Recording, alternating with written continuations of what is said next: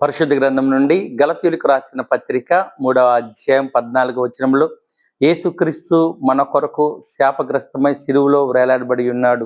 యేసు ప్రభువారు మన శాపములన్నింటినీ కూడా సిలువలో భరించున్నాడు. ఆయన రక్తం ద్వారా మన మీద ఉన్న శాపములన్నింటినీ కూడా కొట్టివేస్తున్నాడు. ప్రియులారా, మన పితరుల యొక్క శాపమును, ధర్మశాస్త్రం యొక్క శాపమును, లోక సంబంధమైన శాపములన్నిటినీ కూడా యేసు ప్రభువారు సిలువలో కొట్టివేసి ఉన్నాడు. కనుక నీవు నేను మనము మన పితరులు చేసిన శాపములను బట్టి మనం దిగులు పడాల్సిన పని లేదు, భయపడాల్సిన పని లేదు. యేసు ప్రభువారు సిలువలో తన రక్తం ద్వారా మన మీదకి రావాల్సిన శాపములన్నీ కూడా కొట్టివేసి ఉన్నాడు.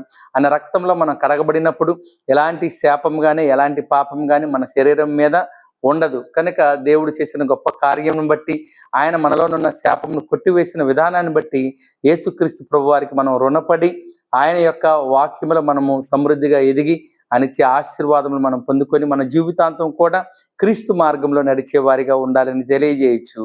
దేవుడి వాక్యమును దీవించును గాక. ఆమేన్.